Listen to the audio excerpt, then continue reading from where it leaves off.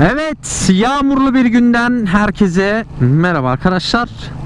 Neden yağmurlu? Allah'ın hikmeti, yağıyor. Asıl soru şu: neden yağmurlu havada ben motorun üstündeyim? Dışarıdaydım, yağmura yakalandım. Yağmurlu bir vlog, hem de motorlu vlog yapmak istedim sizlere.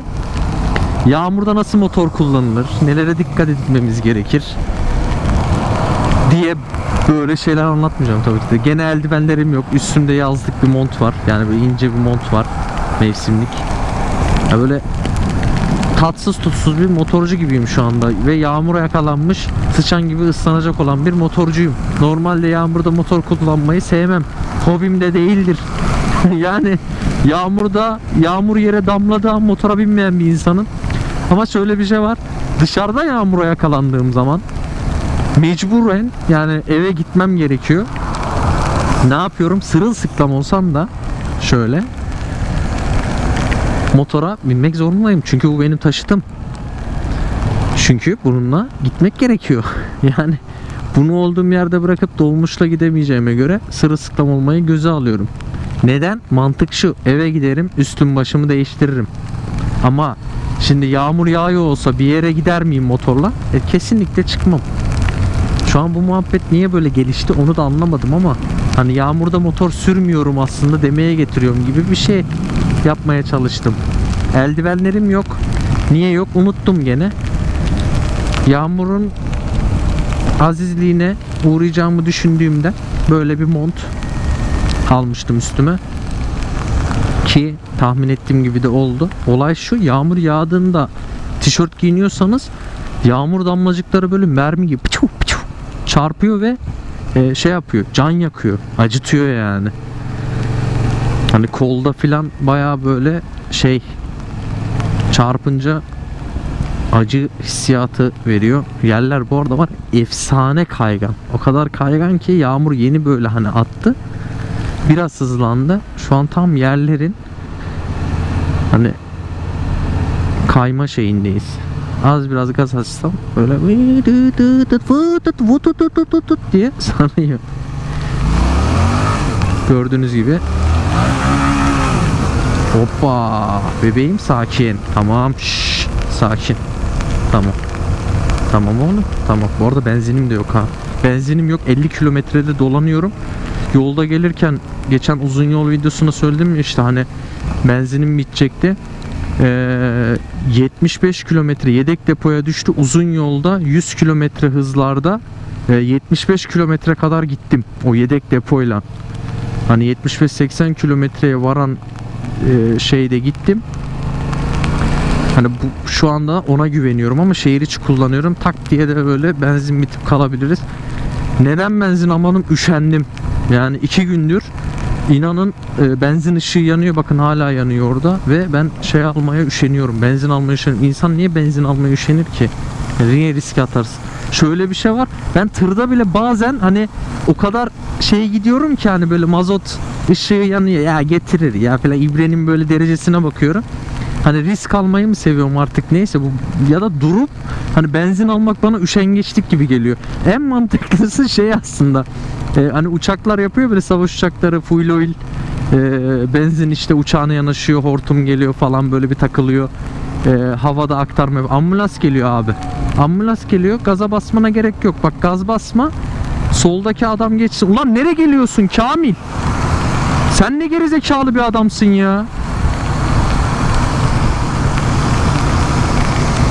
Ben sağa kaçtım ki önündeki adam fren yaptı, önündeki adam kırmızı araba girsin diye, o da beni geçiyor ya. Böyle bir kamillik yok gerçekten.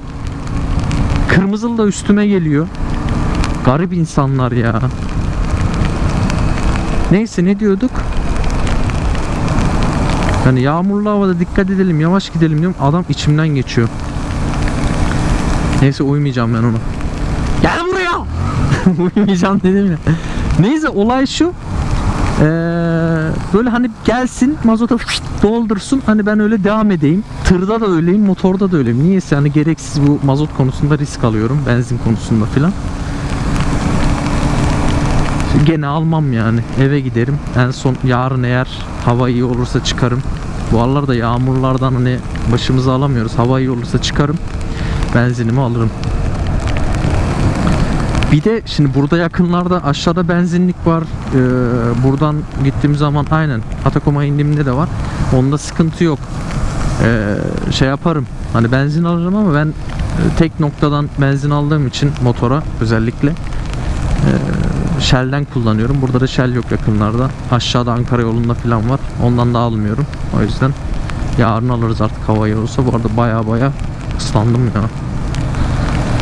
Evime gideyim de.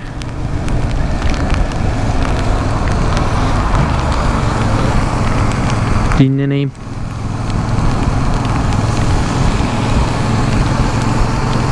Çekiyor mu? Vallahi bilmiyorum görüntü nasıl. Kamerayı biraz daha öne almaya çalıştım. Yani şöyle yan tarafa sabitledim, bir şekiller yaptım şurayı filan. Bakın aynada gördüğünüz gibi ayarladık. Ayarladım ama bakacağım. Bu arada arabada kullandığım mikrofonu kullanıyorum ben. Gayet başarılı yani ses konusunda bir sıkıntı yok.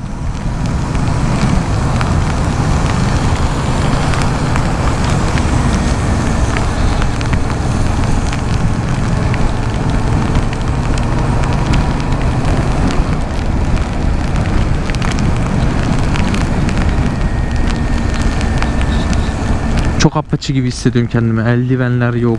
Mont. Bildiğiniz mevsimlik mont. Öyle ne bileyim. Elit apaçı. Lütfen siz korumalıksız motor kullanın. Beni izleyen kardeşlerim korumalıksız kullanmayın. Sizlere şu an kötü örnek olduğum için özür diliyorum.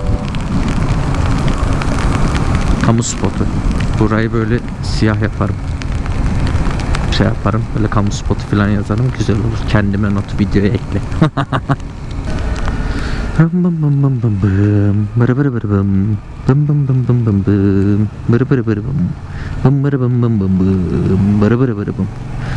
Dünyanın bir yazı bir kış vardır, yazın ortasında kışa denk geldim. Şuradan geçer miyim ya? Geçeyim ben. Geçeyim ben. Hadi ben geçeyim. Ki geçebiliyormuşum.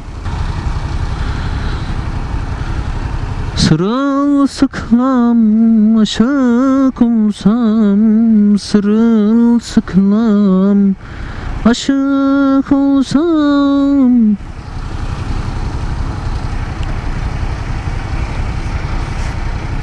Abi bir atraksiyon yaptı. Ford bir saldı. Hani ışık yanıyormuşçasına ve yandı. Atlar koşuya başladı. Evet sayın seyirciler. Deli gibi süratli gidiyorum şu an. Çılgınlar gibi. Gene ıslandık ya vallahi billahi.